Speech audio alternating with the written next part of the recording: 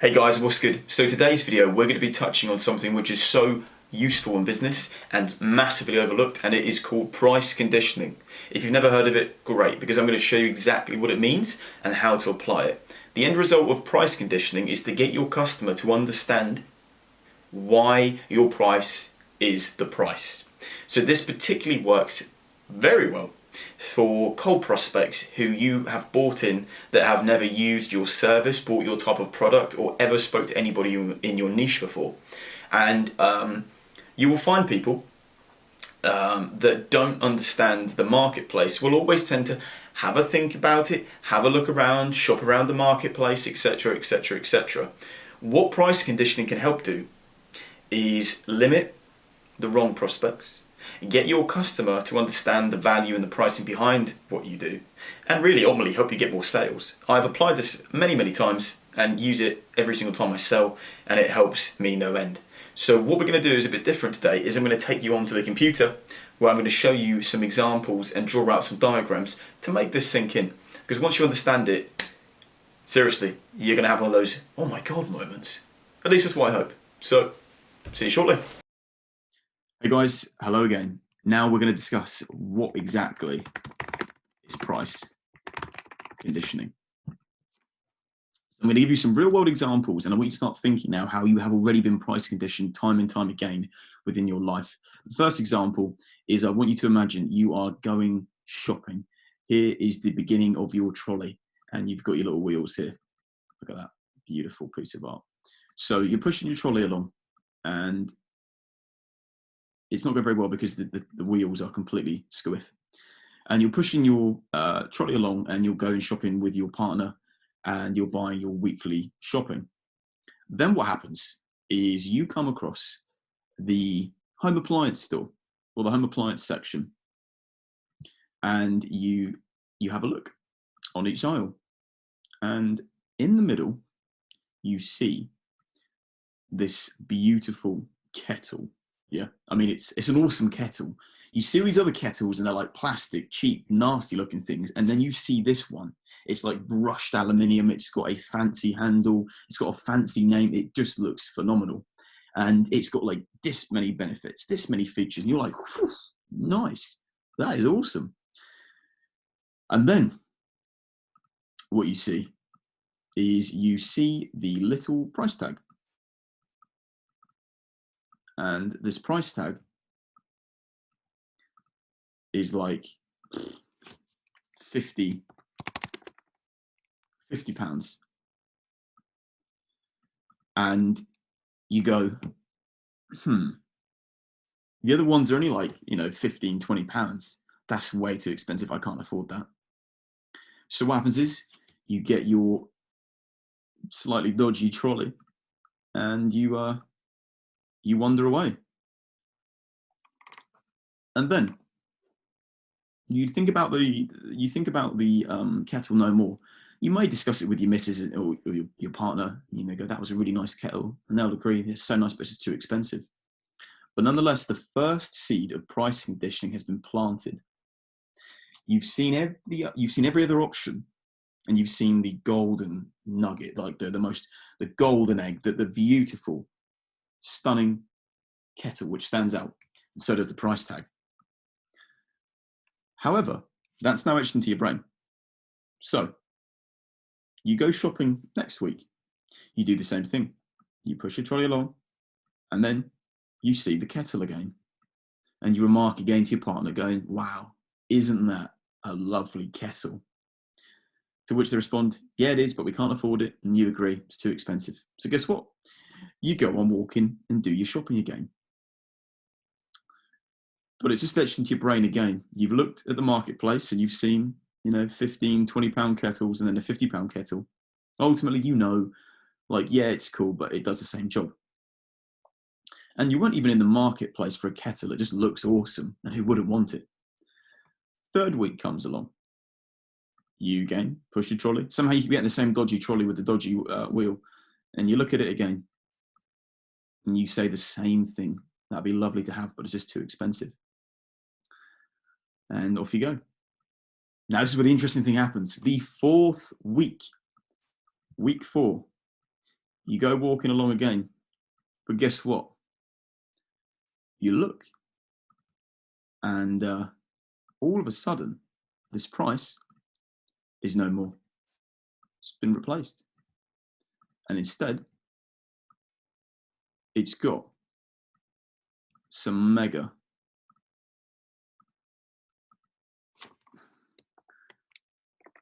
deal.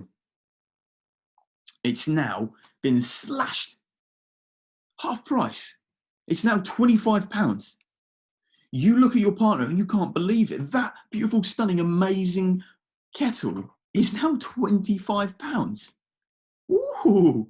Guess what? You end up impulsing and you grab it because there's only so many left on the shelf, and you've now just saved £25 on this kettle, like 50%. Unreal. So you grab it. Well, the reality is this. The supermarket which put that high price item in front of you never intended to sell you that product at the top price. It was done as price conditioning. It was purely designed to get you as the client, as the customer, to plant the seed of price. You know, they've conditioned your mind, they've conditioned you, and they've said, we're going to make sure everyone that walks past this sees how beautiful it is, sees how great it is, and compares it to everything else, and puts a price tag that isn't justifiable. But over time, customers will begin to justify and see why it is that much, but never probably buy it. They'll get a few sales, which they're buzzing about, but ultimately they never plan to sell it at that price. But they know you'll keep coming back. And eventually what they do is they bring the price down to what they actually want to sell it to you at, which is £25.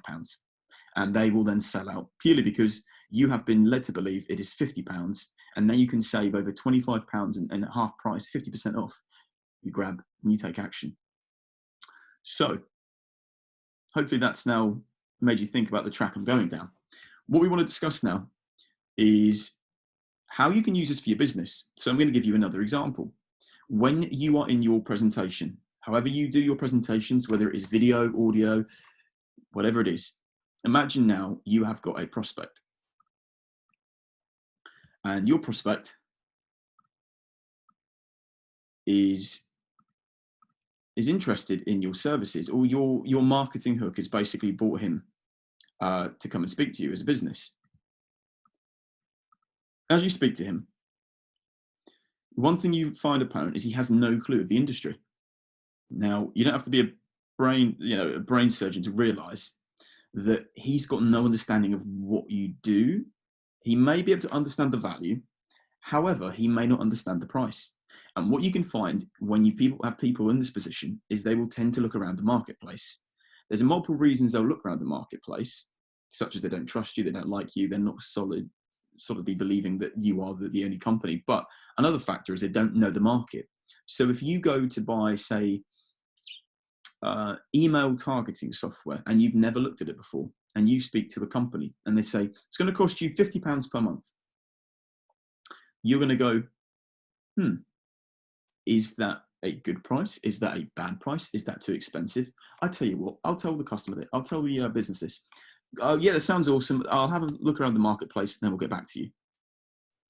So you don't want your prospects doing the same thing, because they'll end up buying from somebody else. So it's your job to educate them, not to sell to them. Way, and a real powerful example I used to use in the real world, in the physical world before Zoom and coronavirus kicked in, was the ABC method. This has been around way longer than everyone on this planet, but it's clever. So watch closely. When you take Mr. Prospect here, who's interested purely by your marketing hook, and you take him through your presentation, you need to get him acquainted with the pricing, and there'll be some form of, price commitment, which he needs to understand. So how you do that is, beyond everything else in the presentation, you'll get to a point where you'll start discussing your product. But before you discuss your main product and really go into it, you need to discuss the marketplace. Why? Because they don't have a clue. But you need to now set their expectations. So very much like the £50 kettle, you need to do this similar thing with the ABC method. So, AA, we've got A, B, not quite, B, and C. So, now pay close attention. As you talk your prospect through the marketplace, you'll explain the various pitfalls and things to look out for.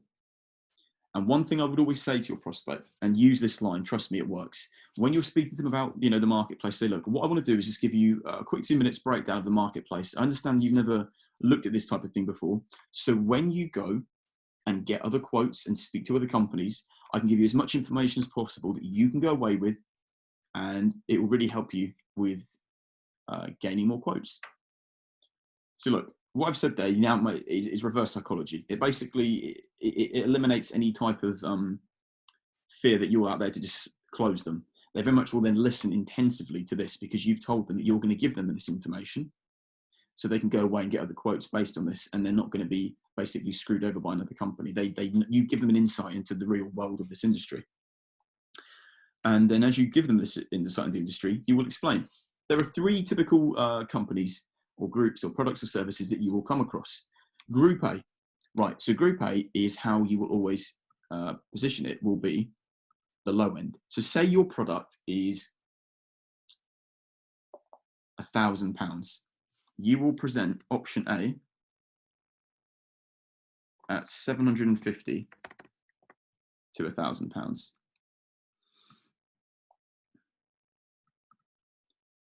Why? I'll explain. So as you first go, right, so Mr. and Mrs. Prospect, when you go around and get some other quotes from some other businesses and you speak to some other, whatever it is, Group A, this is typically your low end, and this is not where you will get the full range of services that you are after. However, I think it's good for you to understand what you would typically get. So Group A, you would get low quality, etc., etc., etc. Basically, what you do is at this point you explain the cheap end of the marketplace. So you would explain, at Group A, you would typically have a small one-man band company that have very limited services, and they typically outsource everything. The downside to that is how they control and manage the service, etc. What you do is you start planting seeds for things they don't want. And what you want them to basically do by the end of that section is to associate Group A with the option they do not want to go down. But what you also do is you make them very aware of the price, and you condition it slightly below what your price will actually be.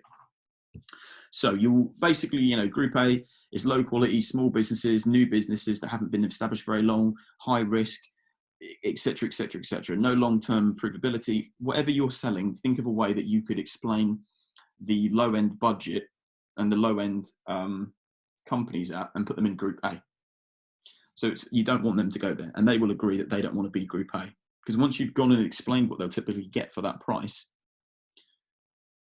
you will then ask them, so look, would that be the sort of company that you'd want to work with? And they'll probably go, well, absolutely not. But because you put that price there and you tell them it's going to, you'll typically spend between £750 to £1,000, and you get them to agree they don't want Group A, well, they see that and they go, right, well, obviously that's not enough money to get the quality, which is what you want. And if you've built up trust and credibility and rapport properly, what you tell them, they will trust, and quite rightly so. So Group A, low quality. Group B is the mid-range. Group B is where most people will typically want to work with. You get a mix of experience, quality, results. They don't have all the bells and all the whistles. However, if you want an average and a pretty good job, you're not going to be disappointed. Group B is where you'd go. And you'd explain the various benefits and basically make sure that it is very clear why you would choose B over A still. And then you would condition them between £1,000 to £1,500. And then what you want is the final section, which is Group C, the top. So this is where the top, everything. You want to explain everything. This is where you go in and you give all the bells, all the whistles, large organisation, huge resources, 50 years plus experience. You typically get this and this and this and this and this and this and that. And, they range anywhere from 2,000 to 5,000 plus. And again, once you've explained what that would typically get you, you want to ask them, so can you see, why people would spend that type of money on option C? And eventually they'll go, well, yeah, but we can. It's a lot of money though. So this exercise, to recap over, is you go through each market, you go through option A, option B, option C. You always position option A as the low quality budget service, which they never want, because you'll explain in such a way that they don't want it. You've conditioned on the price, and they understand that to spend that sort of money, that's what they'll typically get. Group B is the mid-range. It's sort of the, it's the best of both worlds. It's not the high-end world class, but it's not crap at the same time. And that's going to be 1,000 to 1,500.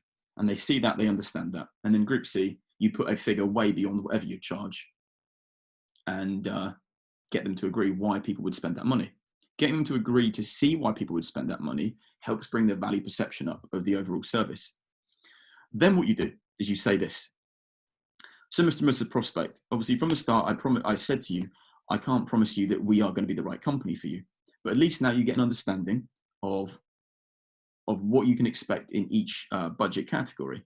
Now, if your business had the worst month ever, what budget could your company commit to comfortably, knowing come rain or shine, for what you get for this service that you could keep paying for? And then you wait and you shut up. And do you know where most people go? You guessed it. They go for option B. Why? One, they don't want to seem too cheap. And two, they don't want to seem too flash with option C.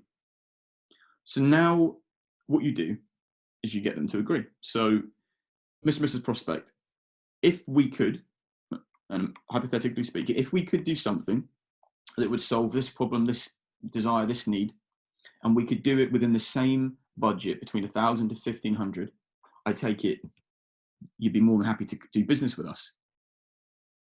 And say yes. So just one more thing before we move on, Mr. Prospect. What I want to understand, just so we can really fine tune this for you and see if we can help, is between 1,000 to 1,500, are you at the bottom, mid, or top end of that budget? And they say, we're at the mid. Okay, so what you're telling me now, just to confirm, is you can spend, 1,250 for this service, and you'd be more than happy to spend that based on receiving the benefits you want. And they say yes. Brilliant. Then you carry on with your pitch, whatever you need to do, whatever you need to explain, and then eventually what you will do is bring this back up before the close. So this is now applied so many seeds and conditioned the price and the value perception. And then what happens is you bring this back up and you go over it once more. So before you go into the close, you go, Mr. and Mrs. Prospect, while we've gone through a lot, I just want to retouch over what we went through. So when I explained the marketplace and we gave you all the options, long story short is you said you didn't want to go for Group A, which is typically going to cost 750 to 1,000. You didn't want to go for Group C because they're too expensive, but you said you could happily go into mid-range B and you would spend £1,250. Is that still correct? And they go, yes. So now you know, once moreover, there is no way to get out of this. They have just confirmed yet again that they have the money, they want that option, and they can spend that money. So then you go into the close and ultimately, close them. So I hope this has been useful, and you can see the power of why I've used this, and it's helped me sell hundreds and hundreds and hundreds of millions of pounds worth of goods to cold prospects, purely because it works. So good luck. I hope you find this effective, and give me some feedback when you use this within your own business.